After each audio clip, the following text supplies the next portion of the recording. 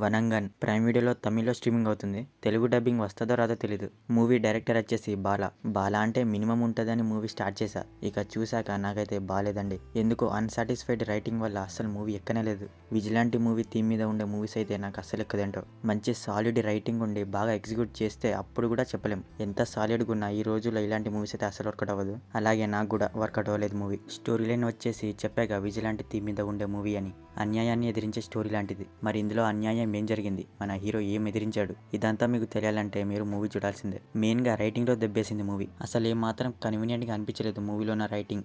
ఏదో ప్రతిదానికి హీరో వెళ్ళి కొట్టేయడం, అతన్ని నమ్ముకుని ఒక సిస్టర్ ఉన్నప్పుడు ఇలా చేయడం ఏదైతే ఉందో న్యాయమని అన్యాయమని ఇదంతా ఒక విధంగా టార్చర్ అనిపించింది. ఇక్కడ ఫస్ట్ స్టార్టింగ్ లో చూసి మూవీ ఓపెన్ అయ్యే విధానం చూసి ఇది బ్రదర్ అండ్ సిస్టర్ ఎమోషన్ అనుకున్నా. డైరెక్టర్ బాలా ఇలాంటి థీమ్ తీసుకున్నారంటే బొమ్మ బ్లాక్ బస్టర్ అనుకున్నా. కానీ అంతా ఎటేటో వెళ్ళింది మూవీ. ఏదో చిన్న చిన్న తప్పులకు కూడా ఈజీగా వెళ్ళి కొట్టేయడం, సరెండర్ అవ్వడం. ఇక హీరో అంటే ఇలానే ఉండాలి. ఆ రోజుల్లో అప్పట్లో ఇలా తీసేవారు. ఆ రోజుల్లో అప్పట్లో అంతా ఇవే తీసారు, నడిచాయి. ఇప్పుడు కూడా కొంత ఫిల్మ్ మేకర్స్ ఇలానే తీస్తున్నారు. అసలు అవసరం ఏముంది చెప్పండి. ఇక్కడ హీరోకి ఉన్న డిజార్డర్ వల్ల ఆ కోర్ పాయింట్ తీసుకొని దాని మీద స్టోరీ రాసి ఎమోషన్ పండియండి, సినిమా బ్లాక్ బస్టర్ అవుద్ది. పోనీ బ్రదర్ అండ్ సిస్టర్ మధ్య ఎమోషన్ ఉన్నా వర్కౌట్ అవుతుంది. కానీ వాళ్ళు చేసిన తప్పుకి హీరో అంటే తప్పు జరిగింది, కొట్టేయాలి, చంపేయాలి అన్నట్టు పెడితే ఎలా? ఇలాంటి రైటింగ్ రాస్తేనే తొక్కల మూవీ అనే ఫీలింగ్ వస్తుంది.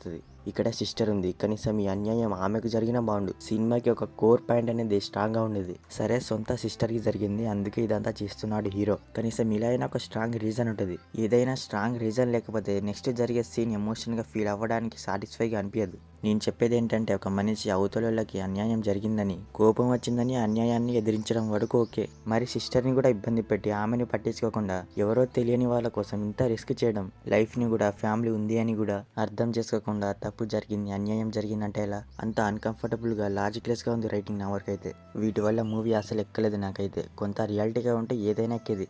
ఈ రైటింగ్ వల్ల Arun Vijay transformation and body language అంతా వేస్ట్ అయింది. ప్రొటాగనిస్ట్ సైడ్ నుంచి ఏదైనా ఒక కోర్ పాయింట్ తీసుకొని ఒక మంచి రైటింగ్ రాసి ఆ డిజార్డర్ వల్ల బ్రదర్ అండ్ సిస్టర్ కి ఎలాంటి ఇబ్బందులు వచ్చాయి ఇలా రాసి తీసుంటే బొమ్మ బ్లాక్ బస్టర్ అయ్యింది. పర్ఫార్మెన్స్ విషయానికి వస్తే అరుణ్ విజయ్ చాలా బాగా చేశారు. ఇప్పటి వరకు ఆయన చేసిన యాక్టింగ్ లో ఇది ద బెస్ట్ అంతే. సిస్టర్ రోల్ లో చేసిన ఆమె, ఇంకా టీనా రోల్ లో చేసిన రోషిని, వీళ్ళు కూడా బాగానే చేశారు. ఇక రిమైనింగ్ అందరూ decent. BGM and songs are decent గా ఉన్నాయి. సినిమాటోగ్రఫీ చాలా బాగుంది, పిక్చరైజేషన్ కూడా. మొత్తానికి బాలగారు దెబ్బేసరి ఈసారి బాలేదు నాకైతే. మూవీ అయితే ప్రైమ్ వీడియోలో తమిళ్లో స్ట్రీమ్ అవుతుంది. No adult scenes, no bad language. So మరి ఇది వనంగన్ మూవీ రివ్యూ గురించి. మరి మూవీ చూసాక మీకేమనిపించింది అది మా కామెంట్ సెక్షన్ లో షేర్ చేసుకోవడం మాత్రం మర్చిపోకండి.